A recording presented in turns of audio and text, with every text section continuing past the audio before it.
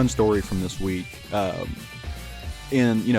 In law school, we're still doing that thing where most of us are in school. Like, we go up there and we sit in the rooms. There's still a few students that, for whatever reason, do Zoom class. So they're still online. So it's almost a hybrid class. So 90% of the class is in the room, and you still got like 4 students that are doing Zoom.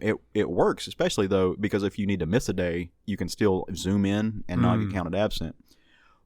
What we didn't know is that me and my law school bestie apparently are sitting right under the microphone.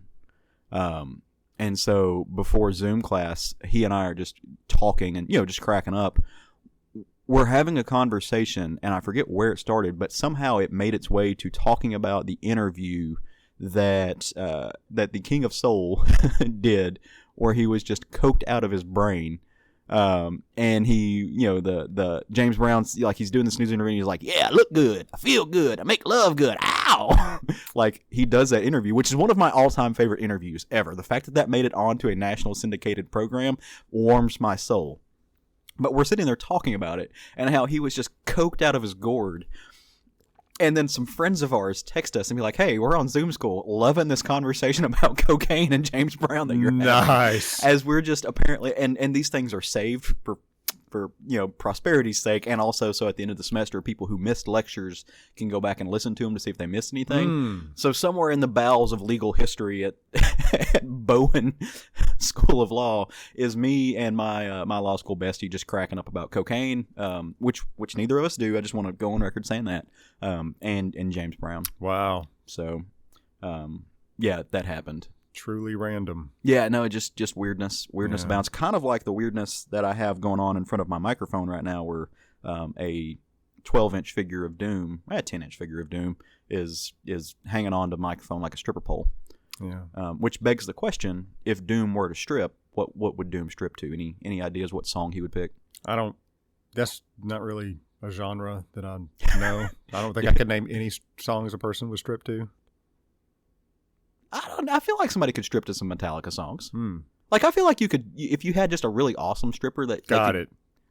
Motorhead's Orgasmatron. Yes, I was kind of surprised you didn't pick Ride the Lightning. Yeah, like that feels like a pretty hardcore stripper song. Yeah, that one's doable. Like, you got to be dedicated, I feel like, to strip that. You're going to be out of breath by the end of it. Yeah. If it's worth doing, it's worth. It is. You're all into it. It's at the end of it, you've earned your stripes. Yeah. One might say. Speaking of earning stripes, we have earned ours by doing this podcast for a long time now. And in fact, this is episode 402, if I am not mistaken, of the Southern Fried Geekery podcast. And I am Caleb Alexander McKenzie. Matt Trogdon. And we will not strip for you to any of the metal songs that we listen to. Episode 402? I believe so. I think you mean 204. Is it 204? Is it? I'm bad at math. That's why I'm in law. That's why we hire experts. I know it's a big number. It's a large number. It's voluminous, one might say. Let me pull up Stitcher and see how many episodes we've done. In fact, I was thinking 203. As a matter of fact, it's 202. It's 202. 202. Okay. So here's a lesson, kids. I'm tired. Yeah. I don't have my shit together as much as I should, and that's why I have Matt Trogdon to keep me in line.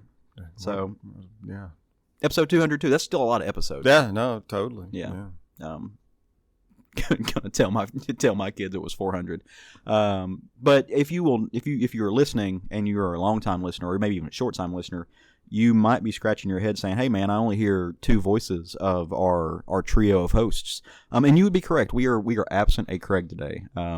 He's got some stuff going on. Some family members are having some health issues, and so he's helping take care of that like he needs to do, as always. And I really feel like in anything in life, family comes first. So it doesn't matter what you're doing, what you have scheduled, you drop stuff, you take care of family. Yep. So proud of him for making that call and doing what he needs to do and doing what he needs to do for himself. And we wish him and his family all the love and lots of health. Yeah. Because we don't like our buddy hurting. But we're going to try to carry on Sally forth, so to speak, really in his honor. Obviously. So, like, we need trumpets in the background or something. The whole reason we started this thing. This is actually just a long-form celebration of Craig Lance. That's the way I've always approached it. Yeah, that's the right way to look at life. Often I ask myself, what would Craig Lance do? And then I do that thing. So... The outcome, the variables, doesn't always turn out Whatever the some outcome is, you can always tell yourself, Craig would have done it better. He would have. He's the best part of us. So for those of you who might be new to the show, though, scratching your head like, what's happening? What's going on with this weirdness? This is the Southern Fried Geekery podcast. We are a trio most of the time. Today we're a duo of friends who enjoy the medium of comics. We all bonded. That's how we met. We got together and realized that we all love this thing called sequential art, and we want to talk about it, and we want to record ourselves doing it. In doing so, we like to start off the show by giving you just a little taste, a little short stack, so to speak, of books that we've been reading. Then we'll jump into a book that we have all read together, and then we'll just talk about some other stuff. We'll see where it takes us. And it's fun times. And we'll end everything by telling you some books that are going to come out next Wednesday or Tuesday if you're a DC Comics fan, that we think would be worth your time. We are hedging our bets, and we're going to guess that it'll be good stuff. So you should swing by your local comic shop or however you get your comics, as long as you pay for them, and check those things out. Now, I will caveat all of that by saying we're going to talk about comics. The only real way to talk about these things, by getting into the meat and potatoes of it, you're going to get some spoilers here. So check the show notes, or just we'll warn you about what we're talking about before we get into any details, because we don't want to ruin your experience with something that you might have read. That's not cool, bro. Hashtag not cool, bro. So we don't want to do that. So check the show notes and just gird your loins, so to speak, and don't ruin your day by getting something spoiled. You've been warned.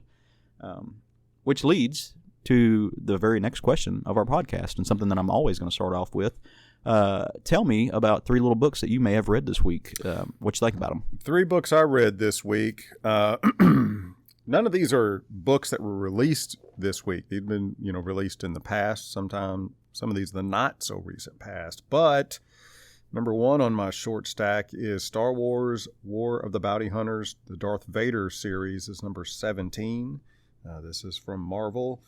The creative team, the writer on this is Greg Pak. Artist is Rafael Ainco. Colorist is Alex Sinclair.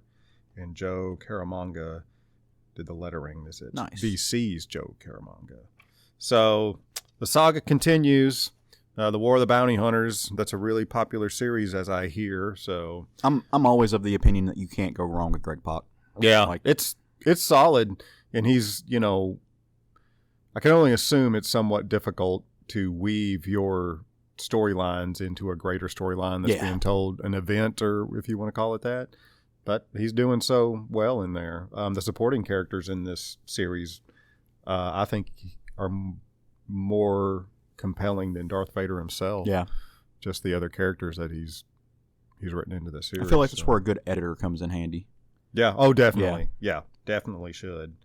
Number 2 on my short stack. A Blast from the Past, 1985 specifically.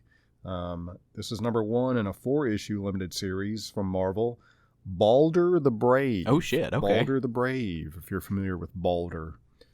This is a story that was written by one Walter Simonson, illustrated by one Sal Buscema. Oh. Yeah, the team. Colored by Paul Sexton.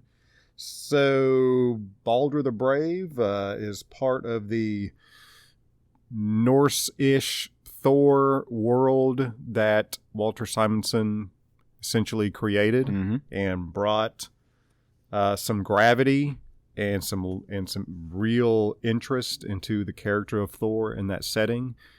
Pretty much, Thor was a C-list character at best before Walter Simonson got a hold of him and really turned him into what we know of Thor today. Yep. And this is part of that universe. Fun fact. So you know how I love sequential art and like the actual physical art and collecting it? Walt Simonson never sold or never gave away his art to Thor. He still has it all.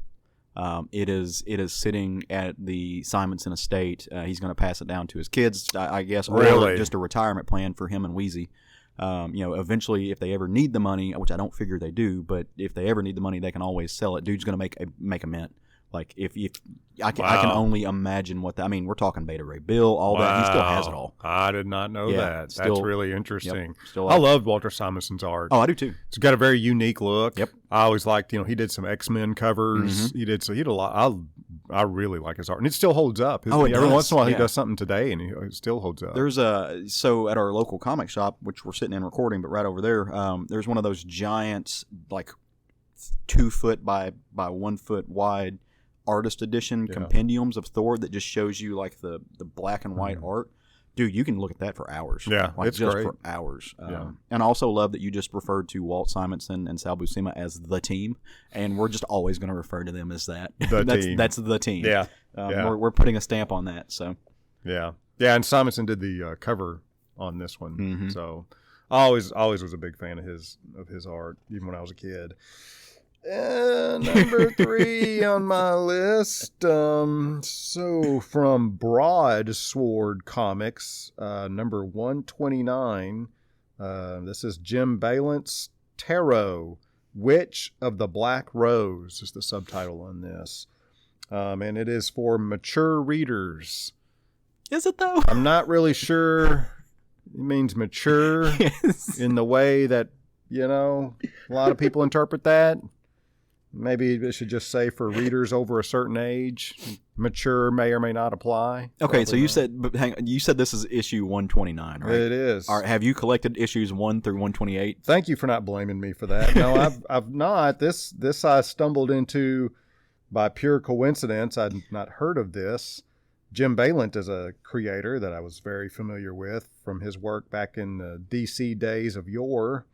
But this is not the Jim Balent that I remember. This is a series about magical goth girls that like wearing very specific, I'd say stripper wear, exotic dancer wear, maybe more appropriate to say. So if you're into erotic, very, very curvaceous, ridiculously curvaceous goth girls and the drama that happens in between those goth girls, this might be of interest to you. It's there for you. I want to commend you on the delicate way that you navigated talking about that. So Matt, you showed me some art from this, and it's wow. Like I don't. Look, that's something. If you're interested in what Jim Balent has been up to recently, here's your answer. I feel like this is a situation where he just started making a comic and just won't stop. Like he's just not gonna. Yeah. Yeah. That I'd say that's a guess that one could make. Yeah. Look, this is there's got to be an audience for this somewhere. Somebody's buying this. Enjoy yourself, Jim Balent and team. I hope you're having a lot of fun with this. It was funny to me when I opened up the first page. This is a flashback to like the 90s graphics that you would see. Yeah. That's very, very 90s computer graphics. Early days of Image. Which Blade? Yeah, He's hung on to that spirit. Look, you gotta keep going, man. Like rooting for you. Like just at this point, just don't turn back. Just gotta have a drink of coffee here. Keep pushing forward. I love that this stuff ends up in your hands. Like, I love that. Like because no one else would just stumble upon this. It's completely a you thing. I've noticed that. It's respect. That's all I can say. And you handle it with grace. It's interesting to me that there are things like this in the world. Yeah.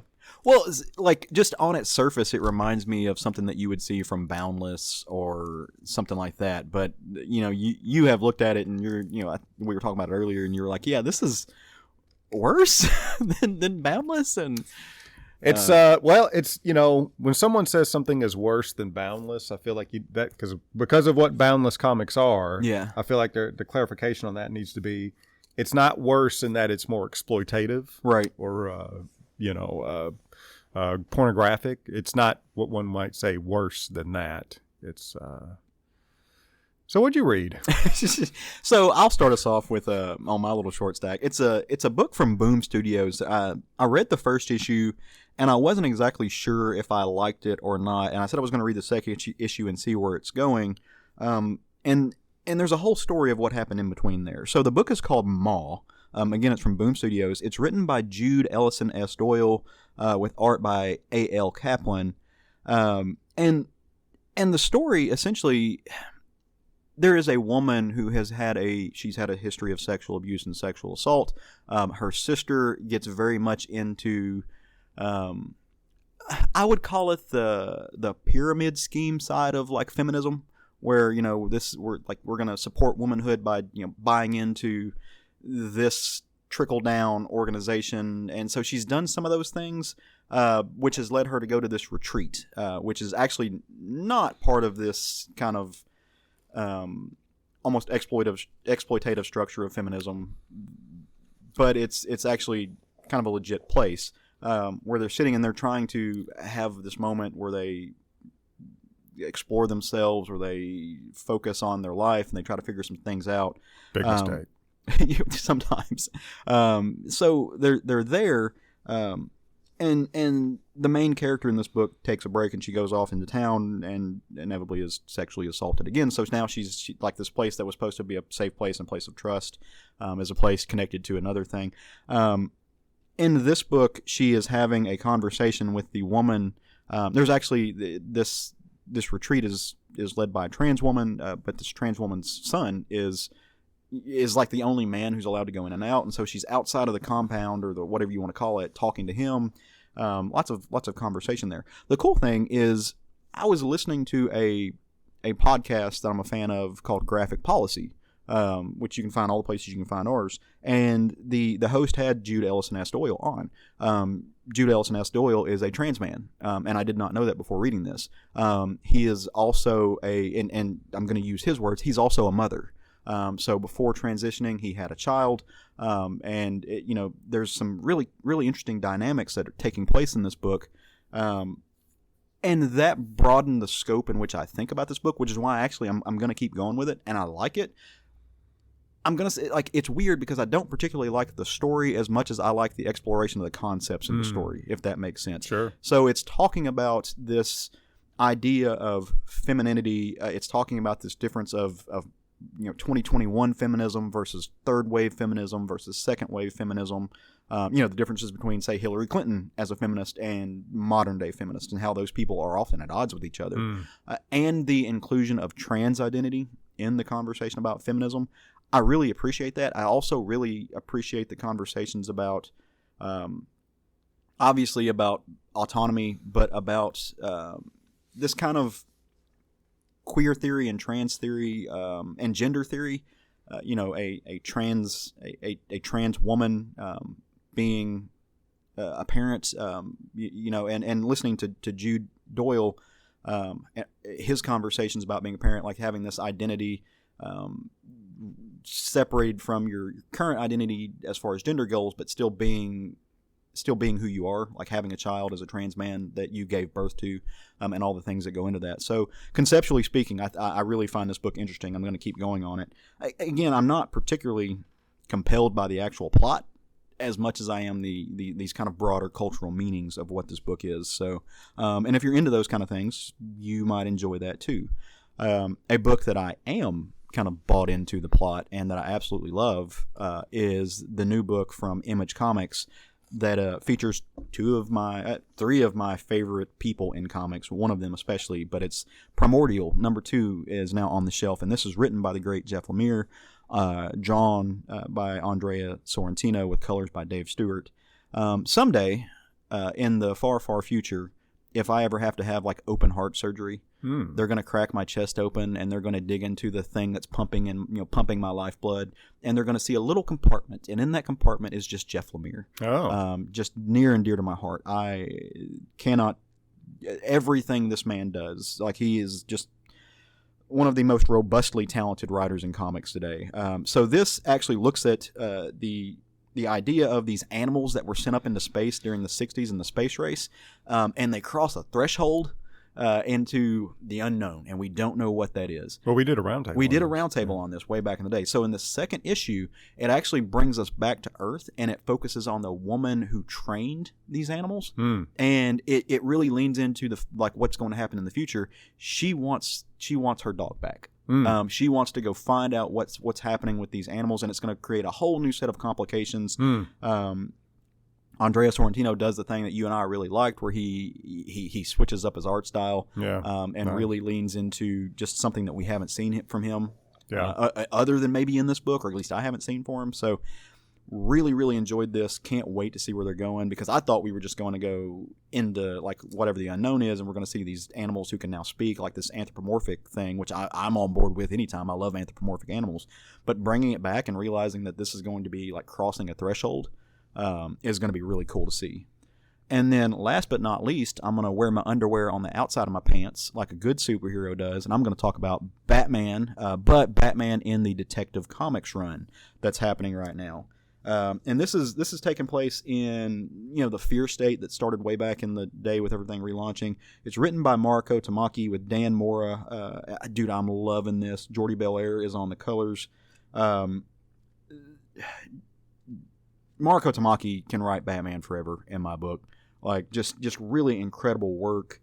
In this, they're still dealing with the fallout from what the Scarecrow did, and just massive machinations of all these different criminal elements. The mayor is stuck in the sewers. There's been a lot of explosions, and they're kind of blocked in. Something really cool about this book, you see some more of the Bat family that I think Mariko Tamaki is really strong with writing. You see Batwoman in this book, which is why I really wanted to talk about it. She jumps in, and she's helping fight this villain, who's a newer villain, Nero 19, who's kind of trying to fill this vacuum in the city as they're pushing back against everything that they've done with this, Citizen One kind of stuff. It's really, really fun. Dan Mora, his art is impeccable in this. He just keeps getting better.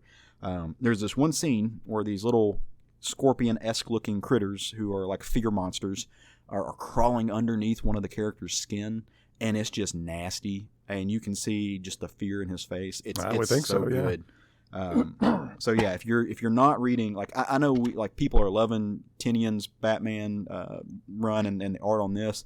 Man, Detective for me is still like it's the book on top, and that takes nothing away from Batman, but this book is so good.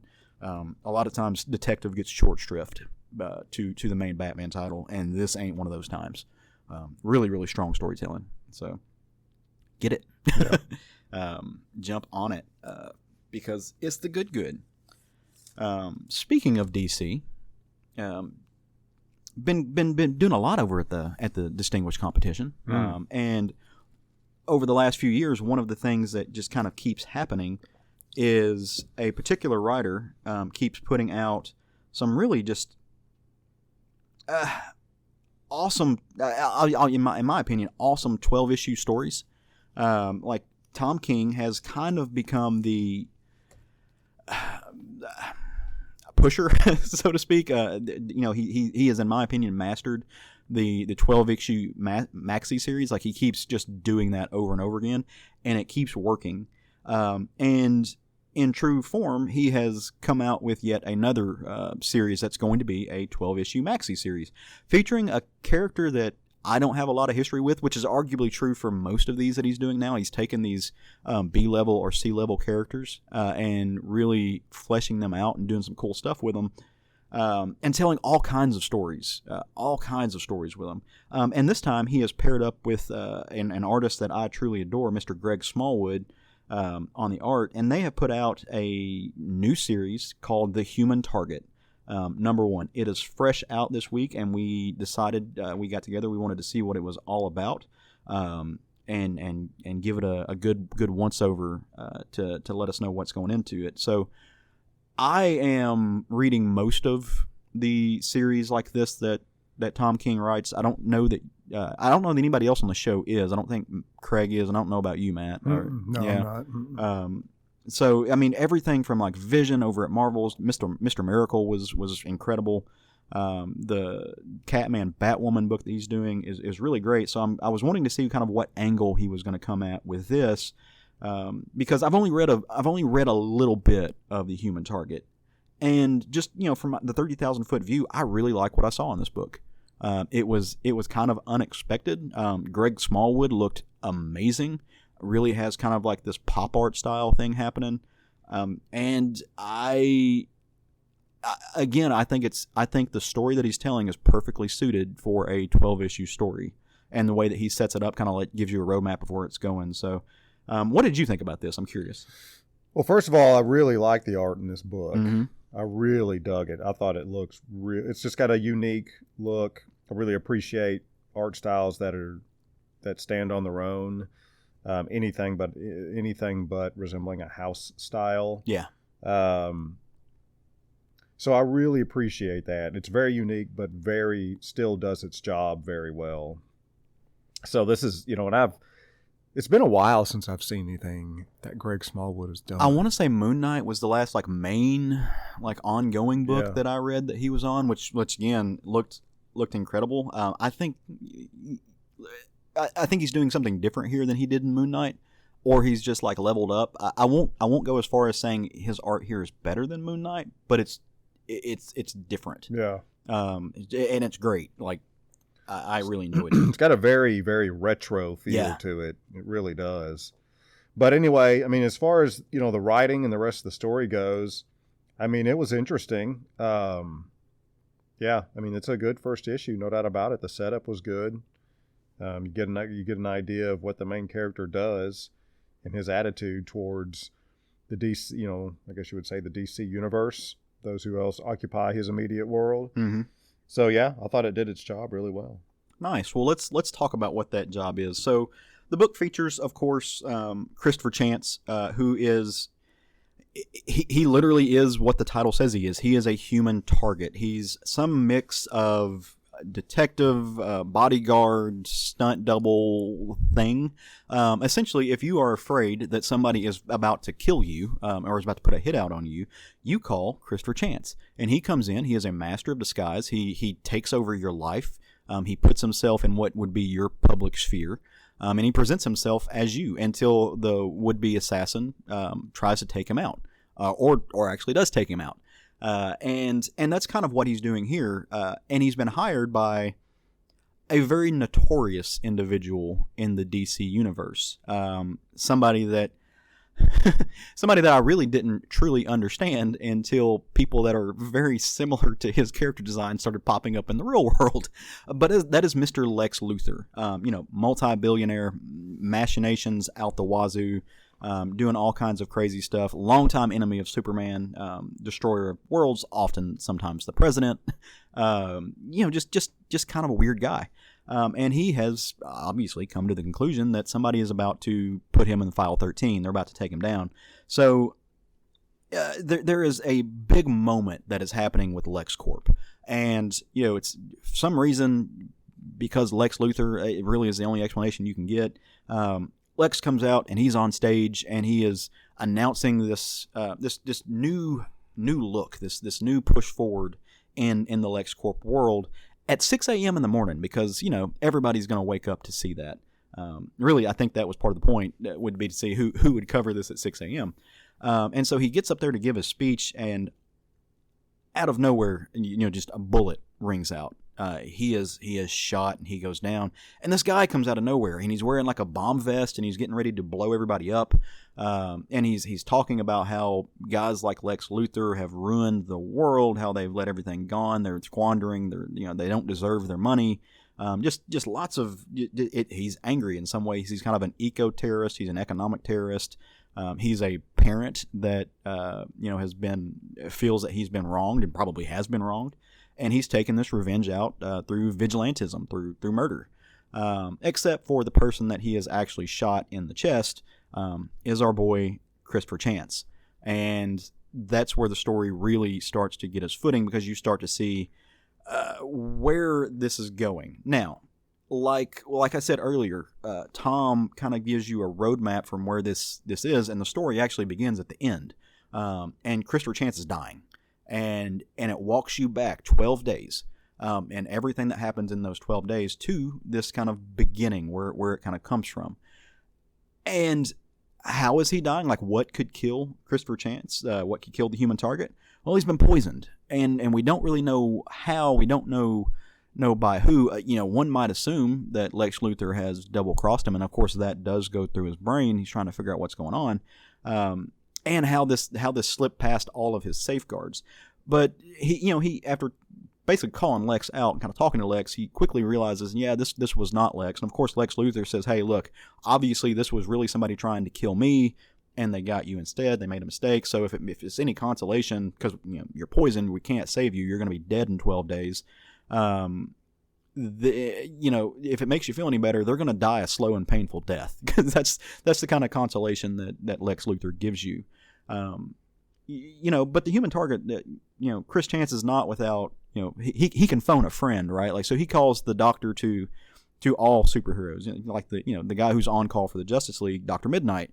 And he's like, hey, like here's what's happening. I got shot, but really didn't get shot, had a vest on. Woke up a few hours later. I was driving my car, and a tree jumped out of nowhere, and I need to know what's going on. And Dr. Midnight's just like, yeah, bro, like you're dying. Like this is the end time for you. Give me some time. This mystery, I'll figure it out. But Chris Chance is like, no, don't call in the big guns. Like, there's no reason to page Batman. This is my mystery. It's my death. I'm gonna figure this out. I've got 12 days. That's all that's left on my clock. And that's where the story's going. He is going to start trying to hunt down who has poisoned him, who has seemingly brought an end to his life. Now, we don't know where this is in continuity, or if it's even in continuity at all. You really can't tell with Tom King. You don't know whether, like, if this were in the broader DC universe, I would say, hey, look, like, obviously this is a feint. The Human Target, Chris Chance, is not going to die. Like, this is all part of him working a plan. But if you're reading other Tom King books, you don't know that that's true. He has killed off major characters in a lot of his books, so could very well be the end of this guy. And it's really interesting too, because I've only read one other Human Target story, and this was something back from the mid-2000s that didn't involve the broader DC universe. Like, that's the only connection to it I have. But this book actually brings in, like, the Justice League International, and because of some, like, radiation that was tethered to the poison, and it implicates that one of them may be the potential killer, maybe of somebody who decided to do what Superman and Batman often won't do, which is just kill the bad guy, so that they will quit killing other people. But they don't know for sure, so we're gonna have to uncover that and figure out what's happening. To really and that's where Tom and Greg Smallwood are going to take us. Like you said, dude, I can't say enough good things about Greg Smallwood's art on this. Everything that I've always enjoyed his work. Thanks to our former co-host Sean, I have a Namor head sketch by him. He's really, really talented, and yeah, he does have this retro vibe. It reminds me, it's very, very pop art. Like it's not Andy Warhol, but it evokes Andy Warhol, and just kind of that whole era of stuff. And it looks really cool. He does this really cool thing with shading, where he uses these really straight lines just to change the color, of grays and pinks and greens, to give you a sense of depth to the book. Just impeccable. And I assume he's working digitally because it looks digital. But not like, really, yeah. See, it looked like he looked to me like he's using colored pencils in this. So it's either, if it's not digital, he's either using like thick colored pencils or charcoal to draw his lines. Yeah, charcoal or colored pencils. Yeah, and it very well could be. I think that he has been working digitally for a while, though. Again, it's been a while, but when he was doing the Moon Knight stuff, I recall like looking to see if I could buy his OA, and I couldn't find any of it. Now the coloring definitely looks digital. But yeah, I mean, this looks like charcoal or colored pencils. I'm gonna have to do some Google sleuthing to see if he is doing digital art. Either way, like obviously, for me and for my fellow art collectors, I hope it's not digital. I would love for me to own some of this. I would love for some of my friends to own some stuff of this. And if he is drawing, like with charcoal, that's awesome. Yeah. That's just really, really cool work. The old school thinker in me really wants to believe that's what he's doing. I hope so. But dude, like we said, the advancements have come so far with digital art that it is really hard to tell. Like there's a lot of times where I'm reading a comic and it's so, the lines are so thin and just strong, and I'm like, there's no way that this was done digitally. Like it looks like it, it had to have been drawn. You start looking it up, and nope, it's all digital. Some of Eddie Barrow's stuff is digital now, which blows my mind. I don't understand how they do that, but advancements have come with the Syntex and stuff. That just the other day I was looking at, an artist was talking about they had gotten a new film that goes over their whatever they use to draw. I don't know if it's a Syntec or what, but it gives it the texture of paper. Yeah. So it feels like with their stylus they're actually drawing on paper. Like that just and that's just the simplest things, but it's incredible. So I'm curious. Like I said, I've only had one experience with the Human Target. Have you ever read anything with him before? No. I haven't a clue about the character. So I got on the Wikipedias because anything you need to know in the world is right there at your fingertips. The character was originally not Christopher Chance. Originally, it was a guy named Fred Venable, and was he first appeared in Detective Comics number 201 and was created by Edmund Hamilton and Sheldon Moldoff. But this character. The Christopher Chance and the way that he does things, kind of who he is and his job and everything, actually showed up in Action Comics number 419 and was created by the great Len Wein and Carmen Infantino. Oh wow! So just a long history of those. There's been some amazing creations, obviously, by those two men. A lot of them, yeah. Yeah, and just after finding out that this kind of, I mean, I don't know if it's fair to say, but this almost James Bond-esque type of character. I don't want to use the word derivative, but yeah, he comes from that mold. He feels like James Bond. He looks like James Bond. He comes out of that type of character profile, but just the texture that they have built into him, his attitude, his look, the fact that his entire job is to die so you don't die, that's pretty cool. Yeah. Like that is a great conception. And I really want to go back and look and see if I can find some more of these.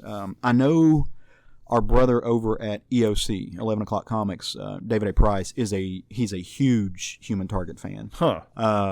And so this is one of those conversations I would love to have with him to just get a better feel for the history of the character. It's one of those things. It's like, we all have those characters that we feel like we're the only one who likes. So definitely, yeah, and I think that probably is that character for him.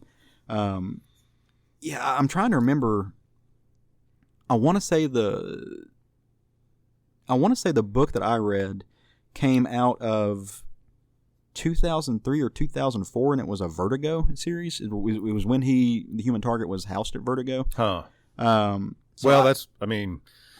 This is Black Label, yeah. So essentially, it's the same, thing. I feel that's kind of the way I feel now. I feel like Black Label is the new Vertigo. It is. I didn't feel like that at first, just because of some of the stuff that they were doing.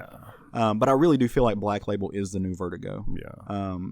It's quickly becoming more and more that type of publishing house. Yeah. And I'm all about it. I really love it. Which that gives me hope that we're going to see some of the stuff that Vertigo was famous for. Without Karen Berger. Well, probably not. Yeah, you're right. But I mean, Karen Berger's doing her own thing now. I think she's got her own line over like a spinoff of Berger Books. Is that Dark Horse or Boom that comes out of?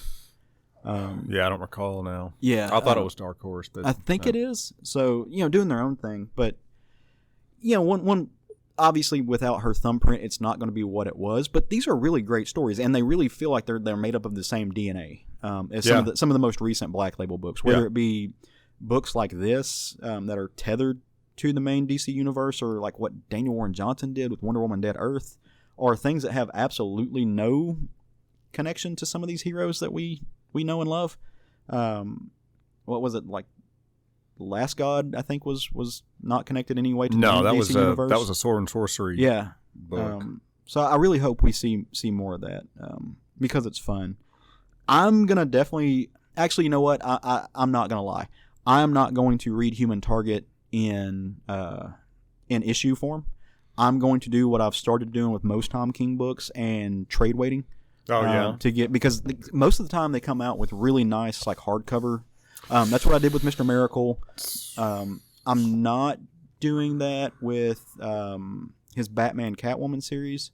So what do you think about? So if you're trade waiting, what do you think about when the creators say that that's harmful to the success of their book?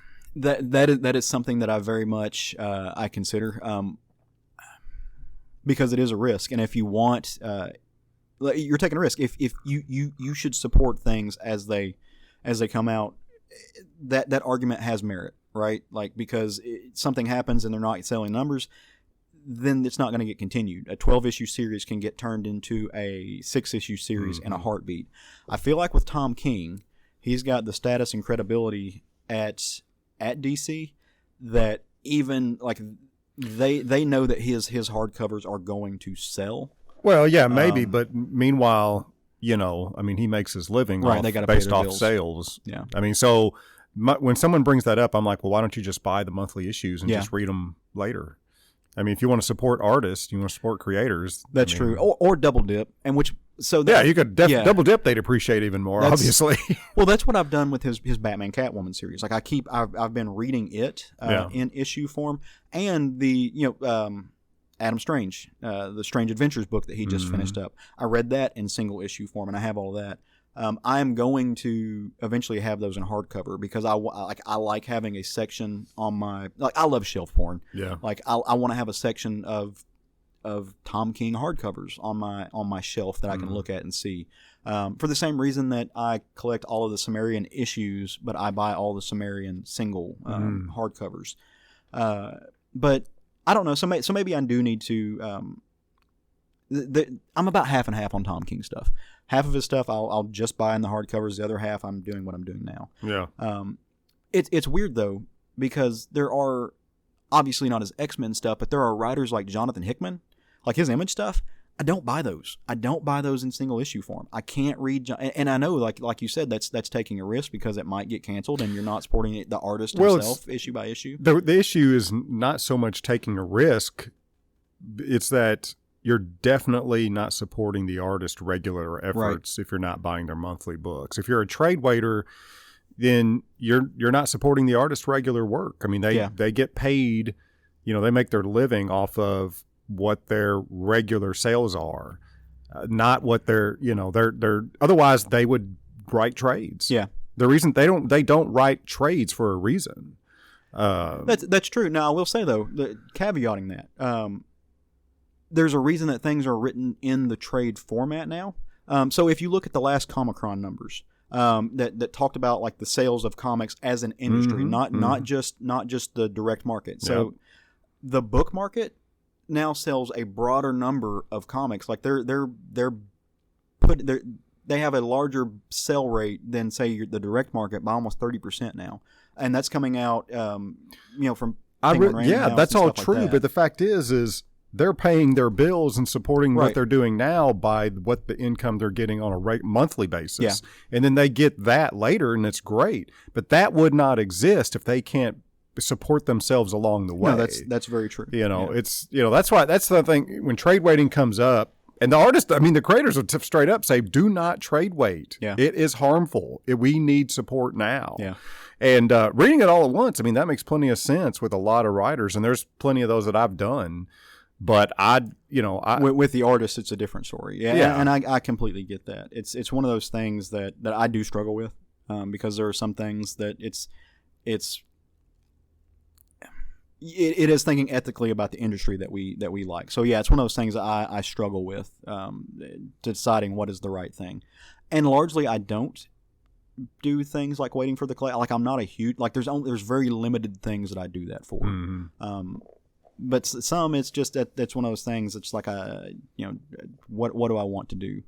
But like this, so we didn't have enough copies of Human Target at our local comic shop, which is depressing.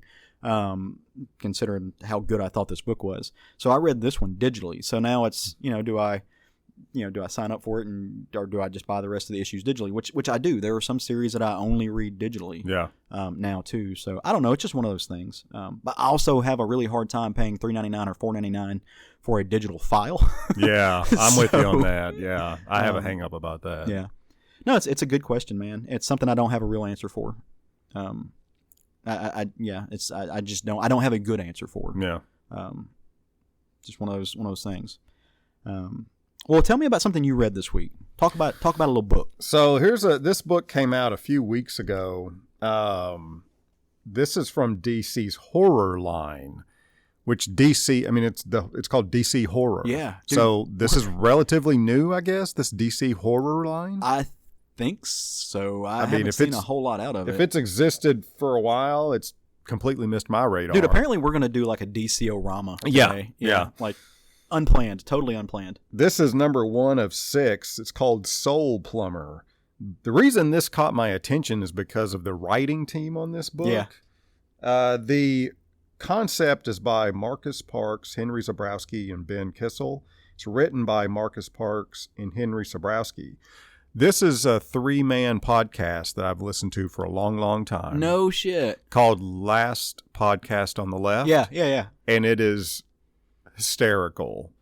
And it's a true crime podcast primarily. They also do like just, mysterious stories as well, like stories about, the true, quote unquote, true story behind the Conjuring movies. Yeah. They do stuff like that as well.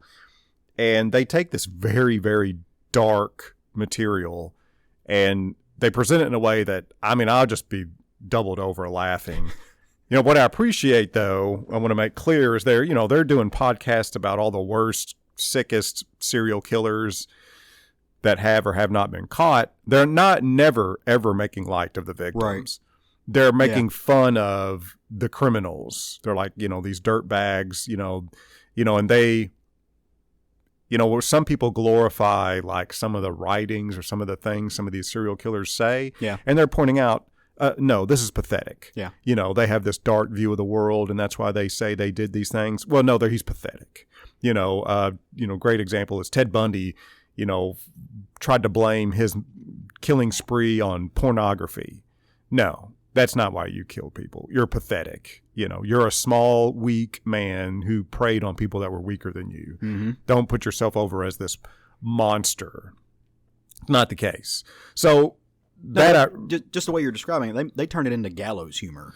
It's total gallows humor. And I have a special place in my heart for that. And they do it better than anybody I've ever heard. And their podcast is enormously successful. Yeah. I've heard of the podcast. I didn't know those were the guys that did it. That's hilarious. Yeah, because they've Henry Zabrowski, he's had a show on Adult Swim. Mm-hmm. Your Pretty Face is Going to Hell. It's hilarious. It's really good stuff. He started a Dune podcast when the movie was announced. Nice. To kind of, he adores the material. Is that what you just listen to while you sleep? Oh no, you can't sleep listen to this because it's hilarious. He really respects and adores the material, but he's making, he's presenting it in a way that you're laughing at it too, without demeaning it. But it's really nice because he's explaining the story to you. If you want to go into the movie with a background to it, it's a great podcast to listen to because it's informative and funny. Right. And that when you can combine those two things, for me, I just eat that stuff up. And these guys are absolutely great at it. So that's why I picked up this book. Nice. The pencils is by one John McCrae and P.J. Holden. And the inks are by John McCrae. Colors are by Mike Spicer. And letters are by Becca Carey. The art in this feels very old school 2000 AD. This does. Feels like, I looked at this and it looks like, I think the artist's name was Mike Kennedy. I may have that name wrong, but it feels like old Slain art. Well, it's John McCrae. Yeah. And John, so the inking on it is really what set that off. The story is about a young man who is a devout follower of Christianity. Not so much in that he goes to church, but in his own mind. Right. He is a devout follower of the Christian God. He was kicked out of seminary school for an undetermined reason. And he works at a gas station. And he chose to work at a gas station because he's, as he says, what is gas but, the soul of the country? Or, he makes some kind of connection to gasoline and Christianity, spiritualism. And that people coming into of all the people out there, the people coming into the gas station need help the most. Yeah. So that's his view on the world. He stands with a little sign. This takes place in Indianapolis. It's what you guess you would say a real world setting. And one day he's working and he's talking to people as they come in and out of the store, the regulars. And a man comes to fill up his vehicle and the gas pump's not working. So he goes out to help this man and he sees what he thinks is a message from God. He sees a very gaudy Astro van, look it up kids, decorated with Christian writings, symbolism, the whole 9 yards. And as he's talking to the man's like, oh, well, we're having a religious seminar down at the Holiday Inn. Come on down, 5:00. Everybody's welcome. You and your people and a couple of friends. So it comes down to this religious seminar at the Holiday Inn. And the man is up there talking about exorcisms. Mm-hmm. And exorcisms go back all the way to the time of Jesus. Jesus being a exorciser of demons. And what he goes on to demonstrate with appears to be a volunforce person, I guess you would say. Right. Volunteer, not Yeah, so volunteered. Who's obviously screaming obscenities because he's possessed by the devil. And this preacher brings out this Rube Goldberg contraption called the Spirit Plunger. Turns on the Spirit Plunger, which allows him to reach into the body of the possessed victim, yank out the darkness, and throw it into another section of the Spirit Plunger that looks like a wood chipper. Uh-huh. And he eliminates said demon, if you want to call it that. Right. So this young man is enamored by this, and he wants to join up. However, he's broke. I mean, who wouldn't? You gotta have some money to join up. So sorry, kid. Here's some pamphlets. Yeah, I'm sure you're nice. And he feels like this is a message from God. He needs this machine. He needs to help people. He knows there are people out there that are possessed by demons that he can help. Yeah. At the gas station, I'd like to point out. So essentially what he does is he goes in and he feels like he has to commit a sin of stealing, and he breaks into this guy's van and steals the plans for the Spirit Plunger. Right. Builds his own Spirit Plunger out of things that he steals from a junkyard. And the issue ends where he has his own, who he believes is a possessed person. It's a regular at the gas station who begs people for money. He's on hard times. He threatens people, give me $1 and I won't touch your car. So the issue ends where his spirit plunging contraption apparently works, and he has exorcised what he believes to be a demon from this victim, and the issue is to be continued. Stuff like this just makes me love comics more. Yeah. So this is the creative team. These guys, I mean, they've given me hours and hours upon hours of entertainment, quality, great entertainment that's free via podcast. So I want to buy this just to support them. Yeah. Again, I'm a patron of theirs anyway. Are you? Okay. Yeah, but I want them. When they do things, I want to support it. So I'm buying this. But if you have interest in like gallows humor, definitely check out the last podcast on the left. So this is one of those things, like, I'm glad you told me, like, the context and the back matter to this, because I saw this on the shelf and I was looking at it and I'm like, Soul Plumber? Exactly. Like, I'm just like, nah, but like the cover was cool, and I didn't look and see what the creative team was, but like they lost me at the title. Yeah. But like now I'm gonna go find that book, like just because I know the creative team, and if I had have seen John McCrae on it, I would have bought it anyway. Mm-hmm. But like now I like in my head I get this vision of somebody like on somebody's face trying to plunge a demon out of them repeatedly, and it's hilarious to me. Yeah, it's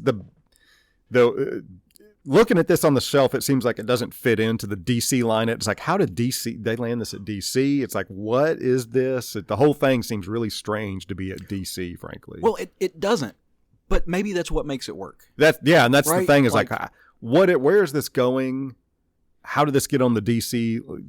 Everything about it. Like you just said, you're talking about Greg Smallwood. You really appreciate artists that come out and they're not house style artists, and the same is true of stories. I really appreciate stories that come out and they take you by surprise. They're not formulaic, the way that a lot of superhero comics are and feel like. And that's not taking anything away from them. Sometimes you want your comics just to be like comfort food, right? Like it's this, like it's just a s'more, like it's chocolate marshmallows. I know what to expect.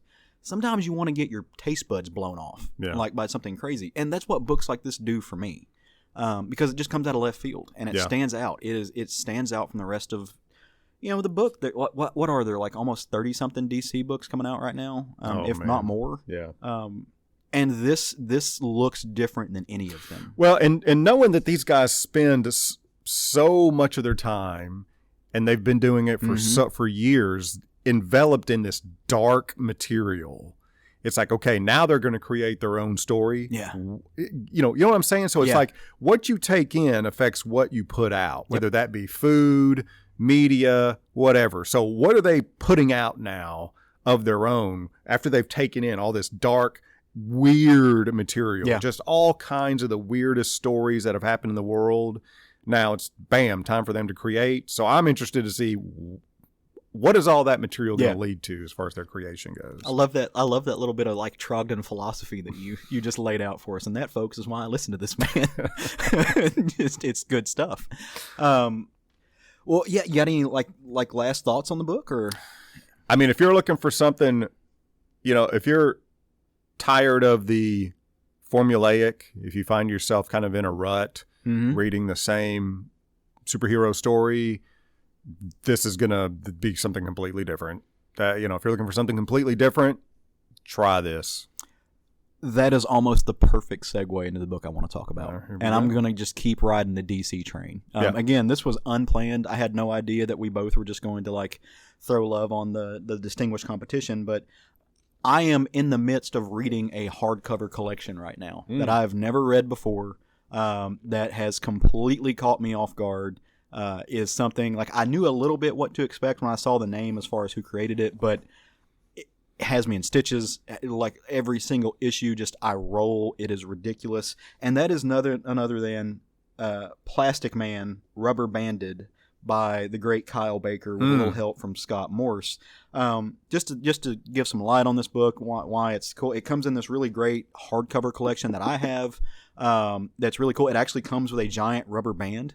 That is that you can put around it to keep it like bound and stuff, but it's the symbol. It's black and yellow with the stripes with the diamond in the middle.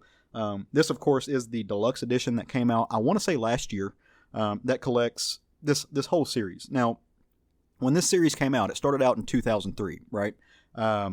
It was not a series that was supposed to happen. And this went on to win a total of like 8 Eisner and Harvey Awards. Now, Eisner and Harvey Awards, they're just like other industry awards, Grammys, Academy Awards, stuff like that. For some people, they're the end-all, be-all. Some people take it with a grain of salt. I'm the kind of guy who tends to look at it, okay, this got noticed. Let me go check it out and see. There's been things that have won Eisners and Harveys that I think are, overblown. Yeah. That doesn't mean a whole lot to me, but I noticed them because of that. There's books that didn't win a thing that I think should be, that are the pinnacle of comic storytelling. So that shouldn't be the reason. Like, just because something wins an award should not be the reason you look into it. but it's the reason that a lot of these things get noticed. It's a good enough reason as any. Right. Like it puts it on the at least the horizon of what it is. So, and that's kind of why I found this. Plus, I like Kyle Baker. Yeah. So when I picked this up, there's a great intro to the book, and he basically just says, "Hey, blame Alan Moore for everything in this book." Like, and why wouldn't you? He had this book started off in 2003. That's where the story of this book, and it goes on to talk about the series that he had actually illustrated for Alan Moore, and how doing that book, really set him on the path for making this. And it was a creeper story that he did with Alan Moore, which is weird enough in itself. So that led to his relationship with DC Comics, which led to eventually, or part of his relationship with DC Comics, which eventually led for him to just get told by an editor, "Hey, what do you want to do next? Like, come up with a story. Here's the list of characters you can't touch. Everything else fair game. Check it into it." What does he pick? Fucking Plastic Man. Because why wouldn't you? It's just weird. It's absurd.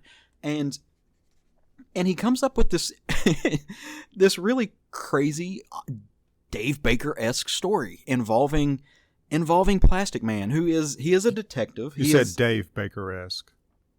I mean, Kyle Baker-esque. Okay. Sorry. Yeah, Kyle Baker-esque story words that really just throw you for a loop, involving this ridiculous character. Like, and there's no other way to describe him. He is ridiculous, but in a great way, and in the hands of somebody like Kyle Baker, it's a winning combination, obviously. Or it wouldn't have gotten the little gold medals that he got, and I wouldn't be talking about it today.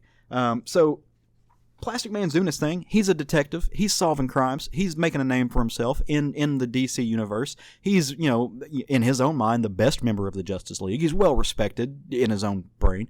And he is called to help take place in a little murder mystery. There is a bad guy that's been running around who goes by the moniker the Eel, that no one can seem to catch, and even Plastic Man hasn't been able to catch him. And he's developed this sort of pop culture personality for himself. Plastic Man has, like, he gets noticed when he goes out to the clubs. He's got women under each arm. He's living this almost celebritant life, while he's still not being able to catch this bad guy. But as the story unfolds, as he and Woozy Winks are getting in these hijinks together, there's a reason that he can't find the Eel. There's a reason why he's never been able to pin down this bad guy. And that's because in the history of this, like, and again, this hasn't been recent crime that's been committed by the Eel. Long history of this, and nobody's ever been able to find him. Almost like mass terrible things, not murder, but just robberies and stuff have happened in the past. But in the midst of solving a bank robbery, a wallet gets found, and that wallet belongs to the Eel. And so they're like, "Oh, he's back. Like, we got to get our man on the case. We got to get the FBI involved. Who's going to help solve this crime? Like, what are we going to do?" And it brings all of this back up. Well, here's the problem for our boy Plastic Man. He used to be the Eel. Eel O'Brien is his former identity. So now he is tasked with hunting down him. He dropped his own wallet, which is what it boils down to. And he has teamed up with this new FBI character. Him and Woozy, they try to head it off and make sure that she never arrives in the city, getting up in all of these different hijinks. In doing so, eventually she arrives and she starts working on the case. About the third issue of this thing, the rug gets pulled out from under our boy, and it gets discovered that he is, and that this is his identity. This is who he used to be. He is actually a villain, and everybody turns against hhim, right? Like his partner turns against him. Woozy Winks is just an idiot who doesn't know what's going on, who's scratching his head trying to figure out what's what. There's this old lady who looks like she probably carries Tweety Bird in her little purse that just beats the shit out of him with a bag. So they're able to stop him, and they almost capture him. I mean, they pull out all the stops. They freeze him. They lock him in a case. This FBI partner, throws acetone on him, so he's all melty and ugly and nasty.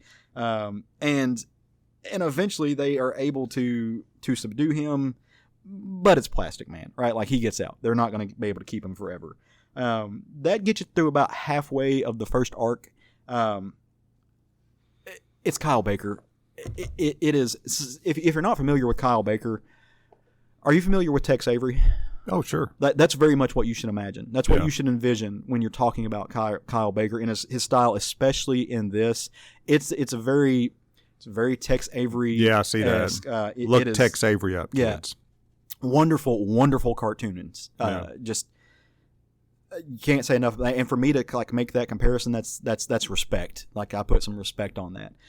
It is ridiculous. It has this old school animation style to it. There are no straight lines. It looks like very almost 70s style animation that you might see.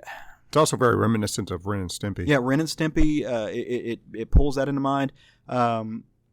Obviously the Tex Avery cartoon, but Tex Avery as a cartoonist across the board, old Looney Tunes style. You know, there are things where he pulls it out where he's trying to show you, and you'll see tricks like this for a more modern audience, like in, say, SpongeBob SquarePants, where they have the very SpongeBob-y cartoon moment, but then all of a sudden they'll break and they'll show SpongeBob with like a very chiseled jaw and flip up the style. He does all of that in here. It makes it great. And for this to be in a DC comic with this character, it's one of those things. And kind of throwing back to what we were talking about earlier, because it didn't fit, this book had low sales numbers, and it's a miracle that it lasted as long as it did to end up being. I want to say close to 18 issues. Yeah, but when you have a character like Plastic Man, it's an immense challenge to make that a popular book, because it's not a mainstream popular character. No, it's one of those C or D or maybe B list characters, and that it's. If you try to follow a formulaic mode with a character like this, it's going to be boring unless you're just an incredible writer. Like, unless you find a way to make it truly, like, compelling. But it's kind of like what Tom King is doing with characters like Strange, or with characters like the Human Target, people that don't know a lot about them. You write this book and you use a completely different formula. You get an artist that might not be associated with something like a House style or DC, and it just blows it up. And this book didn't sell well, but like, this is a thick hardcover collection, and it is one of the best DC things I've read. Well, and it's a lot harder. What would be nice if a writer like this wanted to have a go at a character that's not a mainstream seller. Yeah. If the publishing house, whoever it is, in this case DC, would let them do a long form story with them and let that develop over time. That's what writers and artists used to be able to do, because the market was so much different. Walt Simonson's Thor is a great example of that. Walt Simonson had a lot of time to work with that. One, because the expectations were low because it was Thor, and two, the market was so different. Sales were higher, because the exposure of comics was so much more widespread. Now the comic industry has limited itself to such very few outlets that there's more pressure for faster success for a book to stay on the shelf, which is unfortunate, because there are great stories that we are all missing out on because of the way that the market exists today. And this is a great example of that. If you want to turn Plastic Man into a great seller, a successful book, chances are that's going to take some time, because nobody walks into a comic book store saying, "Do you have any Plastic Man comics?" There's not; those people don't exist to any measurable degree. So that kind of thing just takes time, and it's time that the industry doesn't allow itself anymore, which is a shame. Yeah.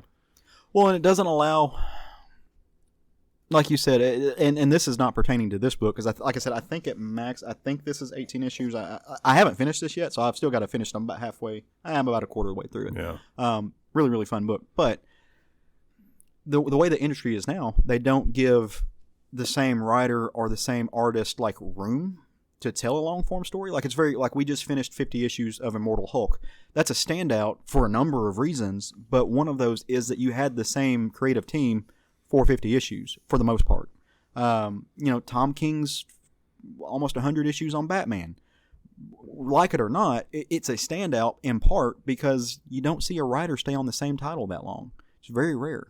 And that's like you said with Walt Simonson, he had, I don't know how many issues of Thor he wrote, but he had room to tell the stories that he wanted to, instead of doing that whole thing because of the way that trades and the way that collected editions have affected the market and how people really do write for 6 issues or 12 issues now and stuff for that collected edition.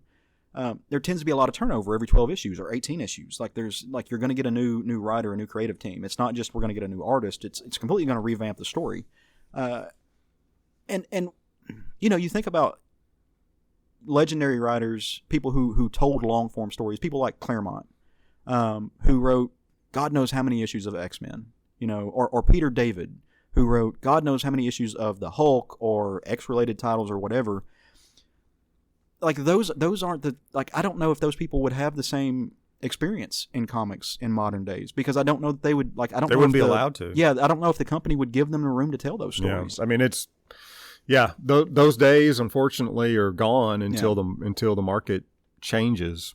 And I've listened to a lot of interviews with writers and artists, and most of them don't want to do those anymore. They, most of them feel like a 6 or 12 issue story is all they really want to do, and they want to move on to a different story. Yeah. It's like, for the same reason, a musician wants to write a 12-song album and move on to a different album. I mean, they have other creative ideas in mind. Yeah, they want to explore their talents. They've got different things they want to work on. But there are, that being said, I know there are creators out there that would like to do long form storytelling. It's just their opportunities to do so are more limited than they've ever been. Well, I think with the rise of things like crowdfunding comics, or even going to places like Image Comics, where you can kind of do your own thing within some brackets. But if you can afford to, that's where you've seen that happen. I think The Walking Dead is probably the most recent example of a story that gets told in a long form story. You had books like Harrow County, which were 30-something issues. Mm. That was a longer story. But as far as the mainstream comic industry goes, I think you're seeing most of that at Image, where people can, like you said, if they can afford it and they can keep it going and it's successful, they have the opportunity to tell these stories. I mean, there's also books like Fables and stuff that were a lot longer. 100 Bullets. Yeah, Saga. There are places like that, but even there, it's becoming less and less because of there's part of it, like you said, they want to make they've got new ideas and they want to do different things, but there's also there is monetary strength in the first issue. It's really hard to jump on anything at issue 24 or issue 84. And so I think that does drive some of it too. I'm sure it does, but it's still great stuff. So if you can get your hands on this, for me, I strongly encourage it. Like I said, it's hardcover. It looks great on the shelf. I had no idea that Plastic Man, one of his nicknames was, and Kyle Baker may have given it to him, but he's the pliable Paladin. I love that. It is ridiculous in the best kind of ways. It is childish. It's not infantile, but it's fun. It is old school cartoon Saturday morning comics, if that makes any sense. Like everything I loved about Looney Tunes, everything I loved about Tex Avery. Love about Garfield, all the hijinks and the shenanigans that I loved about Scooby-Doo as a kid. And there's even one scene in here where him and his FBI partner that he doesn't want to work with are like sneaking in, trying to catch a quote-unquote bad guy. And he's trying to like distract her, so he turns into a red Scooby-Doo. And he's like jumping on her. And they play into that too, Kyle Baker does. He references other cartoons and his influences and his sphere of culture that he uses to make books like this, and it's a masterpiece. Like I don't use that word very, very often, but this is this is masterful comics. This is a man who has mastered his craft. Yeah. And you cannot say enough. Hardcover, this collection is going to cost you, if you find it in the States, chances are you can find it at a discounted price now. Like I said, it came out last year, but full price, you're paying $70. Yeah. I got mine at a discount when I bought it. Actually, I bought it in Nashville when I went to see our buddy Brian. He took me on a parade of comic shops, and I got it there. So shout out to whichever comic shop I bought it from. We went to every single one in like a 50-mile radius. So nice. It was awesome. So loved it. Can't recommend it enough. So this would normally be the time where we turn over to Craig, but like I said, Craig is not here with us. Again, we want to send some love and some light out to him and his family. Thinking about you. I do want to take a moment to fill in a little gap of what would be his time. I went and saw Eternals the other night. So not going to spoil anything. Have you seen it yet? Nope. Yeah, so not going to spoil anything. Just for folks who are wondering, go see it. I enjoyed it. I made the mistake of forgetting that we live in a really binary society and things are either the best or they're the worst. And that if you say that something was just kind of okay, that must mean you hate it. So I messed up and said that, hey, yeah, I think this was kind of a lukewarm movie. I really enjoyed my time. Oh, you're just completely wrong, and here's why. No, like I'm not. I enjoyed it. It was fun. It's a Marvel movie. It does something different than other Marvel movies that you've seen. Were there any surprises? Yes. Okay. There are a couple of surprises both in the movie and in the mid and post credit scenes. Nice. They introduce some characters that we haven't seen before. They lay out a great pathway for how this is going to affect the future. Okay. The characterization of these characters were great. I really tapped into it. Where I found it to be mediocre was the actual story itself. There were some things that, and this is a problem with Marvel in general, where they tend to squander some really cool villains that they could have done some really great stuff with. They kind of do that again with this one. That's just my opinion for what it's worth. I mean, that's been the number one and most consistent complaint with the Marvel Cinematic Universe is their villains. I mean, yeah, they've had a hard time with villains. Well, they do something really cool with this, and there's a twist. So it's interesting, and like I said, fun story. Had a great time. This is the Eternals is Kirby, right? Like if you're a fan of the comics, you know the history. The Eternals is Kirby. I was hoping for, and this is me building up my own expectations. I was hoping for more Kirby influence in this film. I didn't see it. I didn't get it. I saw more of a Kirby influence in Thor Ragnarok than I saw. Oh, it was all over. Yeah. Then there was more in that, in my opinion, again, than what I saw in Eternals. You get to see, as we've said before, I was really excited about seeing the Celestials. We've only seen them once before in the Guardians, part of them, but you get to see a whole ass Celestial in this. Whole ass Celestial. Yeah, this was more Celestial as interpreted by like Mignola than it was Kirby, which is not a bad thing. Yeah, it only is diminished in the sense of I was looking for Kirby and not Mignola. Yeah. This was more Celestials does Hellboy for me. Other than that, like I said, I fell in love with these characters. Wonderful cast. Everybody did a great job. The effects were really cool. If you like the effects from the Doctor Strange film, you're going to like the effects from here. Nice. So fun time. Encourage everyone to go see it.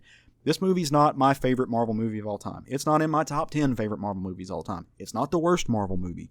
It fits right into a neat little zone where my husband and I took a night. We went to the theaters. We watched a film. I had a great time. Left feeling good. Had a hot dog. Loved my experience, right? Like enjoyed myself. Yeah. I was entertained, and that was really what I was looking for. Yeah. The high points of this movie is I think it is probably one of the most empathetically driven films that Marvel has ever done. It tonally has a lot in common with the first Wonder Woman film as far as like the feeling that they're trying to get and pass off. It also is, it's one of the most culturally appreciative films that Marvel's done. We've seen Marvel go to other countries. We've seen them show you other places. Most of the time it's more they're showing you in the sense of geography. This movie actually dips into some of the culture. You see a lot of Indian culture. You see a lot of East Asian culture. You see a South American culture. And they really dig into what some really, from an anthropological like point of view, what those cultures do. Loved that. Thought that was wonderful. So yeah, all in all, go see it. Had a great time. Was not disappointed. Didn't, there are definitely worse ways to spend a Thursday night in the movie theater. And I ate a hot dog. And I've been on a diet, and a bitch been hungry, and that hot dog was fucking fire. Wow. Yeah. I even ate the bun. That's real hunger. I ate the bun, Matt. I had carbs. Yeah, I did that last night too. I ran an extra one mile. roll. One roll? Yeah. See, people don't understand how difficult that is. And I regretted it. Yeah, like the next day I woke up and I'm just like, I've sinned. Like I could feel it in my gut after I ate it. I was so hungry. I was like, well, I'm going to eat this one roll. Yeah. And then I ate it and I'm like, son of a bitch. I had mustard and jalapenos on it too. No, the next morning I widened my running route. I've been running 1.5 miles every morning. I widened my route to get in an extra half mile as penance for my hot dog endeavors. But no, that's just like, I wanted to throw that little snippet. There's a lot of hate out there for this movie. I don't know, like, but so here's the thing. There's a lot of people who are doing like the Rotten Tomatoes, like Zack Snyder fanboys that hate everything that's not Zack Snyder that are trying to crash it. But there's also some really trusted people that I think review films that are legitimate that also have had some kind of negative things to say about this film. Don't let that turn you off. So I never pay attention to reviews at all whatsoever. I just make up my own mind. Yeah. Try that, kids. Well, no, for sure. know. I think of it as the same way. Like I said, talking about the other book, this book won an Eisner and a Harvey Award. I noticed that, but I'm still going to feel how I feel about this book. Yeah. In this case, it lined up. There's been other cases where it hasn't. My opinion, separate from people who have bombed the movie or thought the movie was not great, totally disagree with that. There are people who think that this is the best Marvel movie, and a lot of those people are the same people who said that Shang-Chi was the best Marvel movie and that said the movie that came out was the best Marvel movie, and it's just kind of recency bias, and I disagree with those people. Mm-hmm. I think it's way different than any other Marvel movie we've seen so far, though, and I kudos to that.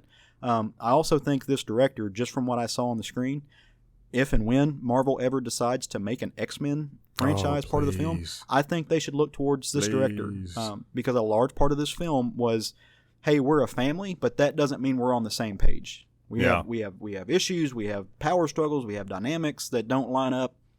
Wonderful representation of that. Wonderful representation altogether. They have a character who's deaf who uses sign language all throughout the film. I thought that was awesome. Nice. They don't need to explain it. The subtitles are there to tell you what's going on if you want subtitles, but you don't necessarily need them. They have obviously there's gay representation in the film, which caused a lot of people to stir up, get uproar, get bitchy, whatever. There's a kiss. In fact, in the theater, somebody groaned, and Roger immediately covered my mouth because "fuck you" was coming out real quick. It just is what it is. It's a wonderful, wonderful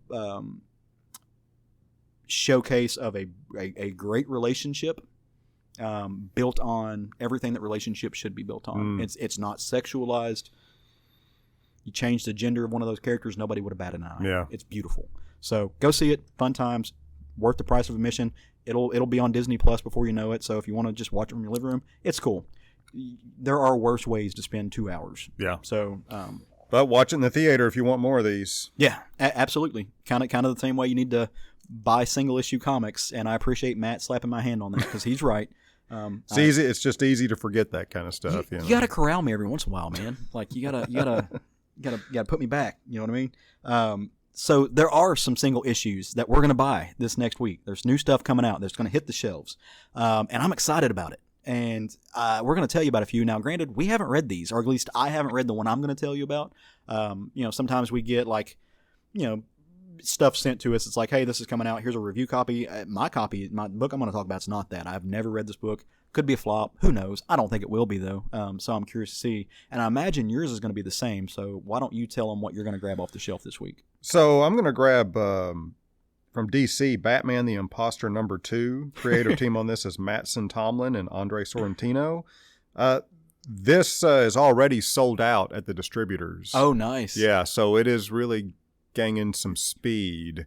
#1 was much better than I thought it would be. I had no real expectations. A lot of people have Batman fatigue. Yeah. I'm frankly one of them. It's one of my favorite characters, but there's so much. I limit the Batman that I read just because it's out doesn't mean you have to have it. This one was very good. Nice. So, yeah, Batman the Imposter #2. Well, I personally don't feel like we've talked about DC Comics enough on the show today. I think you're right. So we probably better throw one more on the pile. Action Comics number 1000, since you said Batman, I'm talking about the guy in red and blue. Action Comics 1036 comes out this next week, and it's a great jumping on point. It is the beginning of the War World saga, and if you heard me gushing love on Superman and the Authority, this is supposed to pick up where that gets left off. That team that Superman, that Clark put together, is showing up in this Action Comics, and that includes Midnighter and Apollo, and a whole lot of the other weirdness that happened in that book. Super excited for it. I don't know if this is going to be Clark Kent, but if you'll notice, this Clark Kent that's on the cover is young Clark, is the Clark that we're used to seeing, and not the Daddy Clark that was in Superman and the Authority, like that had the gray hair. I am ready. This is written by Sean Lewis. This is written by Philip Kennedy Johnson. Sammy Basari is doing some of the art. Daniel Sampriri is doing some of the art and the covers. Marie Javins obviously is the editor-in-chief at DC right now, and I think that's why we're seeing a whole lot of awesome coming out of that. So it's going to have characters like Apollo. It's going to have characters like Light Ray, Midnighter, Steel, the Enchantress, Manchester Black, OMAC 2, and of course Clark Kent, Superman. But because of what's happening with Superman right now, it's also going to play into John becoming Superman. I don't think that there's any way that it can do it. So I'm excited, and I want to see more of this. So read it. Read it hard. Read every issue. Do it. Do it now. Sign up for it. I signed up for it. Nice. I've never had Action Comics on my pull list before. Really? It's on there now. Nice. You damn right. Damn Skippy. So that's my book. Go pick it out. It's going to treat you real nice, I have a feeling. So we got anything else we want to cover? I think we covered it all. I think we did a good job. Another week taken care of. I think we need to let Craig know that we have to go a week without mentioning DC Comics. So yeah. I don't think that's going to to though. Man, they're killing it. Yeah. I mean, can't avoid them on purpose. No, dude. I went I think we talked about it a few months ago. I'd gotten in a place where I just wasn't feeling superhero comics, and I know we all kind of go through those phases. Fucking DC Comics has me locked in. Like, they're putting out some great stuff. So yep. And like I said, I think a large part of that's Marie Javins. So nice. Can't say enough good things. So if you have enjoyed what you have heard today, I'm going to give it a little spiel now, and you want more of it. We want you to come join us on the social medias. Actually, please do, because literally this podcast is the only reason I'm still on Facebook. I am beginning to loathe that platform more and more. So if more people aren't playing with us in our little Facebook group, Southern Fried Geekery, which you can become a part of, I'm going to disappear from Facebook. I'm having a real hard time, interest-wise and ethics-wise, giving any credence to that platform. But we also are on Instagram and Twitter. We're at SFG Podcast on both of those. If you're a guy working on a comic, you're putting out stuff, maybe you want us to talk about it on the show, hit us up on our email, that thing that people do when they're not connected in phone number types of ways. We're southernfriedgeekery@gmail.com. And that's about the best ways to connect with us, if I'm not mistaken. I mean, if you see me on the street, wave at me. I'll wave back. I'm a nice guy. That's just who we are as people. And if nothing else, you good? Good. All right, go forth and love some comics. Despite appearances, this episode was not sponsored by DC Comics. It was not, but it should have been. If they want to send us a check, I'm about it. Yeah. Let us know. Let us know what you think.